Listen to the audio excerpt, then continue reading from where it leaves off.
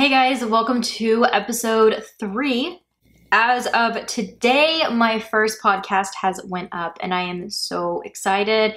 I hope you guys enjoy it. I know it's going to take a little bit to grow a family here and to discuss these things, but if you're coming back to these episodes and watching, I really do appreciate it, or listening, sorry. I always forget because I'm used to being on YouTube. But yeah, if you're listening or watching, I super appreciate it because I've had so much fun. I know that sounds so like grim and odd to say, but I've really had a lot of fun binge watching tons of different true crime shows and also taking notes on these and figuring out like which cases I want to do. I did mention before that I wanted to stick with cases for this season that really stuck out to me because of a certain thing, or I don't really know how to explain that besides just telling you guys each episode. So for this case, as you guys can see from the title, I'm going to be talking about JonBenet Ramsey, which is such a sour point with me, and I know it is with everyone. This case obviously sticks out to me. It's very, very common. I almost felt like I didn't want to do a episode on this case because I feel like it's so redundant and so repetitive. Like everybody has done a podcast or even a true crime video on JonBenet Ramsey. And I honestly think the reason she is still brought up to this day is to just still make awareness that it was never solved, and that I just really hope somebody who works in cold cases will someday pick up this case and be able to do something, be able to work a miracle and figure out something that could solve this case. If you don't know about JonBenet Ramsey, maybe you were born after the 90s, or maybe you recently have gotten into true crime because it is definitely a huge thing. I do feel like growing up, I had heard the name and honestly didn't know too much about her until I got older and seen some things about her like on the internet. And then also when I finally got into true crime, which has been a few years ago, when I really like was invested. I grew up watching crime shows, but when I really got invested in real life cases, this case was one that just struck a point with me, and I was just like, oh my gosh. And I literally have watched every documentary on it. I have seen so many people's YouTube videos. I've listened to podcasts on it, and I've gotten so many different opinions that sometimes I agree with, sometimes I don't, but I love hearing everybody's opinions, whether I agree or not. I just like being able to throw the different theories around, especially on cold cases. Just like all my episodes, I'm going to be doing this story time style, so I am going to tell the story of this. And then for this episode, since this is not a solved case, spoiler, for anybody who doesn't know about JonBenet, then I'm just going to talk about a couple different theories. There is a million theories, but I do want to talk about just a couple and kind of debunk some of it, and then just wrap it up, do my final thoughts. I really wish that there was like a closing thing on this case because that little girl deserved justice. So this took place in Boulder, Colorado, and it was December 26, 1996. I am going to back up one night. So it was Christmas 1996. So I want to throw it in here because I mentioned it before that growing up, I didn't know too much about it besides seeing pictures of her, because when this happened, I was literally an infant. I'm a 90s baby, but around this time, I was a toddler. Christmas 1996 was like any other Christmas for them. They woke up and did their presents and everything else. Now I do want to talk about her parents, John and Patsy Ramsey. Again, this is going to be a little redundant for people who do know about this, but I still want to mention it for this podcast. So John Ramsey was married to his second wife, Patsy. So he has been married before. He had 3 children with his previous marriage, one of which died in a car accident. So he had 2 children from the previous marriage that were still alive.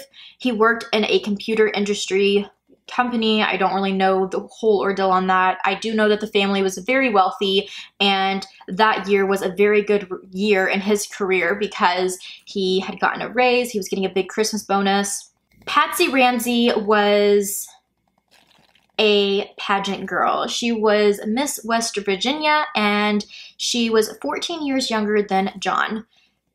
She was definitely into pageants, and although she spent some of her life working for John, she at this time, I don't believe, was doing anything besides focusing more like on her children, and she had JonBenet and pageants.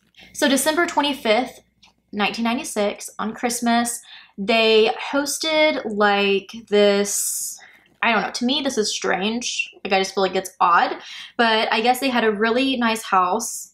Obviously, they're very wealthy, and I mean, you can see in pictures that their house was very nice, and they would decorate it all up for Christmas time. They had someone dress up as a Santa and come over, and then they would literally invite everyone from their area to come to their house. Now, I'm literally meaning not just friends and family that they know, but tons of people that just lived in the area. They invited them over so that they could do a tour of the house. So they had tours throughout the day of people coming in their house. So there was so many people that came in the house that day. And then after the tours were over, they went down the street to a friend's house and had Christmas dinner with them. And they were there for quite a while. I'm sure it was like a huge feast, drinks afterwards, that type of ordeal. And then they came back home, from what they say, around bedtime for the kids. And when they got home, from what I have read, and I'm kind of mad at myself because I didn't take a lot of notes on this case, because I feel like I know this case so well now that typing it just kind of seemed ridiculous because I know so much about this case. But I'm really hoping I don't forget anything. I do want to throw in here that if I do have my blog that I post every single day. One of these episodes go up, a blog post goes up, and my blog is in the description of this episode. So I will have a JonBenet Ramsey blog post on my regular blog talking about everything. If there is something that I remember that I skipped over when editing this, I will throw it in my blog post. If you catch anything that I missed or something that I maybe don't even know about, please let me know over on my Instagram at Caffeine Crime Podcast. Back into this. So I'm going to try to remember everything. So from what I can remember from the case was that JonBenet was already asleep. And I do want to mention that JonBenet was 6 years old. So she was asleep in her dad's arms, and from what I have read, I'm pretty sure that it was John Ramsey who walked her upstairs to her bedroom, put her in PJs, and tucked her in bed. And then I'm assuming he went to bed. Patsy, on the other hand, made Burke, which was their son, he was 9 at the time, she made him a bowl of sliced up pineapple and milk. I guess they eat that like cereal. I have never tried that. I never heard of it until this case, but that's always stuck with me too because I was like, pineapple and milk. So he ate his pineapple and milk, and then he went to bed. And I don't really think the Ramseys really were like, I went to bed at so-and-so time or anything like that. It was just kind of a, he put her to bed, I fixed his bowl, we went to bed type of ordeal. So the next morning, December 26, 1996, Patsy woke up at her alarm at 5:30 like any other day. This was a very usual thing.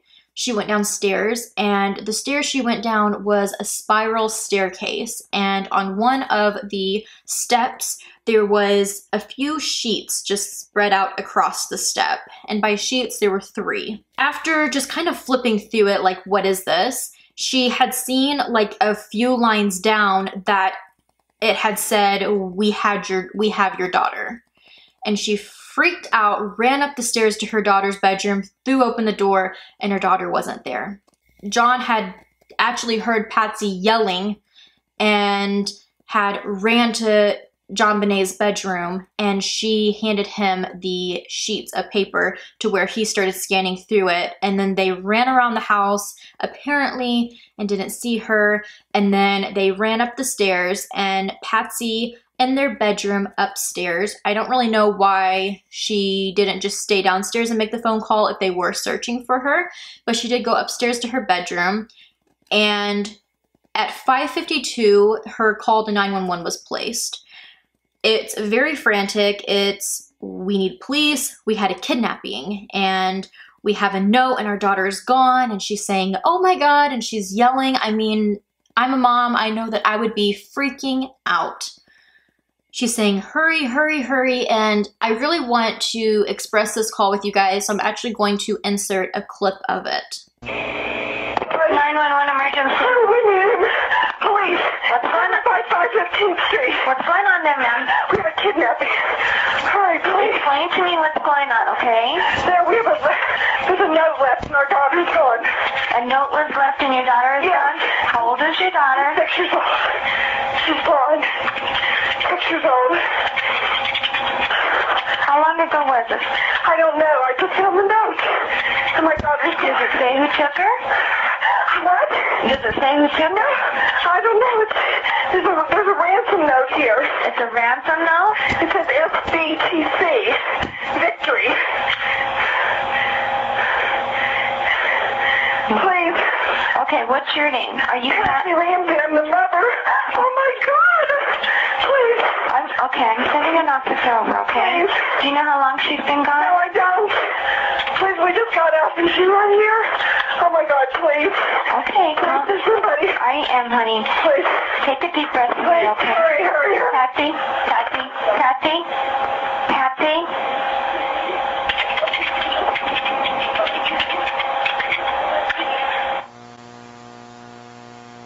So as you guys can tell, she is very frantic, very like any mom would be, honestly. And just a few minutes later, police show up. They search through the house, so they say, I think they just did like a basic search around like maybe her bedroom, around like the living room and kitchen and stuff like that. By this time, before the police had even arrived, John had already called their friends down the street and told them what happened, so their friends came up to their house too. So not only was there John and Patsy, but there was also their friends in the house as well. Meanwhile, I do want to state that Patsy said during this whole time that Burke was still in bed asleep. He never woke up through any of this, never woke up to Patsy yelling apparently in JonBenet's bedroom, even though it apparently woke up John. The police, of course, do their questioning. They ask, you know, what did you guys do yesterday? What did you guys do today?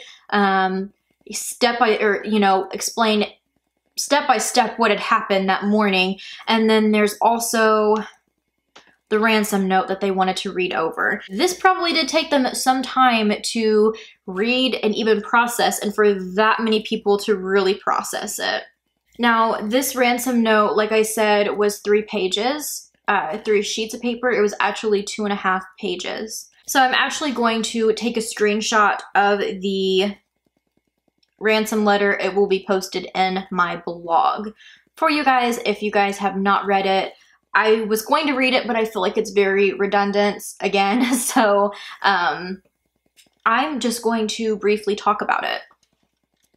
So it is addressed to Mr. Ramsey, and it talks about how they respect his business, but not the country that it serves. They say, we have your daughter in our possession, and if you want her to see 1997, you will listen to these instructions. They say you will withdraw $118,000 from your account.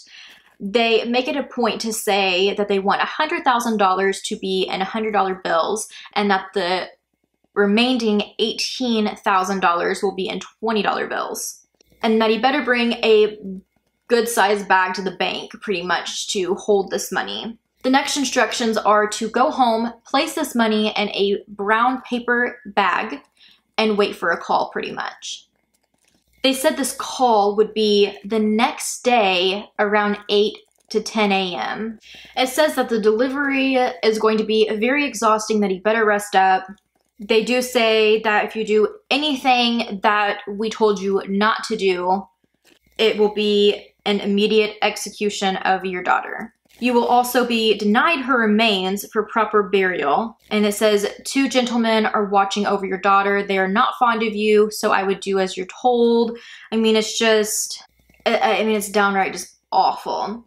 It says, speaking to anyone about the situation, such as police, FBI, etc., will result in your daughter being beheaded. If we catch you talking to a stray dog, she dies. If you alert bank authorities, she dies. If the money is in any way marked or tampered with, she dies. You will be scanned for electronic devices, and if any are found, she dies. They said they're familiar with law enforcement and what they will try to do.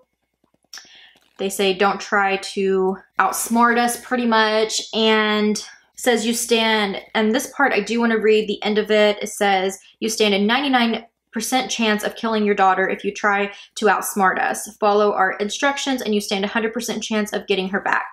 Pretty much wraps it up by saying you and authorities are being watched, and don't try to grow a brain, John. You are not the only fat cat around, so don't think that killing will be difficult. Don't underestimate us, John. Use the good Southern common sense of yours. It is up to you now, John. And then it is signed Victory SBTC. Crazy ransom note. It's even longer than that. Like I said, I'll have the screenshot in my blog, but it's just a little crazy how long, to me anyways, that the ransom note is. But because of that, it obviously took police a while to kind of look over that and get an understanding of what's going on. They weren't used to this type of ordeal. And to top it off, the note had said that all of this would be taking place the next day. So maybe they had it in their head, you know, just to kind of keep asking questions, kind of go from there, figure out what their next step should be for the following day, I'm assuming. Later that evening, the officer who later actually resigned and I don't even think works for any law enforcement anymore after how bad she was treated for this next choice she made in this case. She finally decided that it was time to do a very detailed search of the entire house. And while that sounds like a really smart idea, like let's stick everybody in one room that we've been standing in this whole time, or let's put everybody outside or down the road at a friend's house and the police do a detailed search. Sounds like a good idea. But what she did was completely different. She split them into groups and had them start searching the house. Like just everybody that's in the house, the family, the friends, just everybody, the cops, all looking in this house. And John Ramsey and his friend from down the road went downstairs. John said he had the thought, let's work from the bottom up. And that's how they ended down in the wine cellar. It's actually a room by their wine cellar. John walked over to the wine cellar door. He pushed it open, and there on the floor lied a sheet. A blanket or a sheet. It was white, and it covered her completely, but he ran to it and had said something to let his friend know, like, she's in here. His friend does say that she was completely covered up, but John ran to her and looked at her and said that he could tell she was just lifeless. He scooped her up in his arms and ran up the stairs with her and placed her in the main room where they were all at, in the floor. And the law enforcement there had confirmed that she was dead. So that honestly is pretty much the whole gist of the story of what happened. It's crazy because it's like just a normal Christmas day, and then the next day everything just is completely just shattered, just gone. And it's just so messed up in so many ways, but it's so hard because at this point the Ramseys were definitely being put underneath the spotlight of suspicion. There was the questions. How did John find her so fast? Why was there a ransom note when the daughter was in the house dead already? why would the ransom note still be left there? So I'm gonna try to go back to the beginning and kind of dissect it for you guys, debunk some things, but this is going to be a little repetitive, but I am going to be going off of theories now. So the first theory is that an intruder did this. So the next 2 times that I tell this story, this is all theories. This is not my personal opinion. I may state my personal opinion here and there. I'm in no way like trying to come after anybody on what I feel about this. Just want to throw that out there. So let's say an intruder did this, and we're gonna talk hypothetically like so. So Patsy woke up, went downstairs, seen the sheets of paper, and found out that her daughter was missing. So a lot of people who think about this theory as being what's right is they're thinking, what about all the people that walked through this home the day before? So many people were in and out of this house. And I mean, it was like a tour of their house. So people could have easily found hiding places. They could have found easy access points. And I mean, it honestly does make a lot of sense. Another speculation was that when they went to dinner, that was when the intruder had come and gotten into the house and prepared the ransom note and everything, because mind you, this ransom note was 2.5 pages long. It was written on a little tablet of paper and pen found in Patsy's room, or like her office. So it was written in the house, and apparently they have figured out that the person had messed up a couple of times while writing this and rewrote it to get it right. So on average, they said that writing this note took at least 15 minutes to write. So thinking about 3 different times, that is a lot of time spent just on a ransom note. So there's this ransom note that while they're at dinner, maybe they were writing that. Maybe they were finding out where to hide. They had this all planned out on how they were going to get JonBenet that night and then get money out of it. I mean, that would make sense. The Ramseys came home. They took their daughter in bed. They gave Burke a snack, and then Burke went to bed. They went to bed, and then their daughter could have been taken then. There was a window downstairs in the room right next to the wine cellar that had a window that kind of like, you opened it up and then you kind of like stood in like a drain type ordeal. It's really hard to explain. There is documentaries that show it, but it's like a basement window. So it's kind of like on ground level, there's like a little draining spot where you can look down and there's a window, if that makes any sense whatsoever. I know I'm doing hand motions, but people listening to the podcast, you have no idea what I'm doing right now. But that was tampered with, but from what the police had said, that it was tampered with from the inside, which was a little strange. But if there was tours going on, couldn't somebody had tampered with it while they were there during the tour also?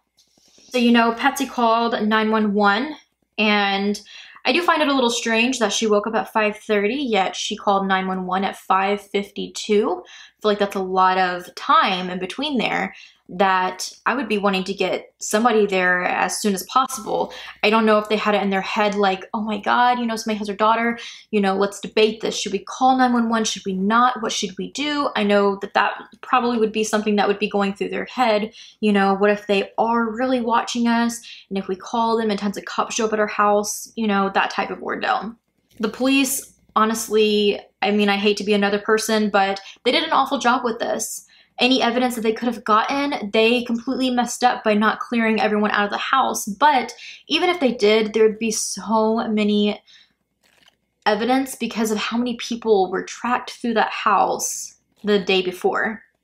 I do want to talk about JonBenet, and this is where it gets a little dark, because she was found with a garrote, I think is how you pronounce it, around her neck. This is really hard to explain. It is like a rope that is on a stick. In this case, they used a broken paintbrush, and it's a device that they use that they could wrap around her neck, and a certain way that you hold it tightens it to potentially strangle her or keep her in place. This was used on her. She had a fracture to her head, so something hard hit her in her head.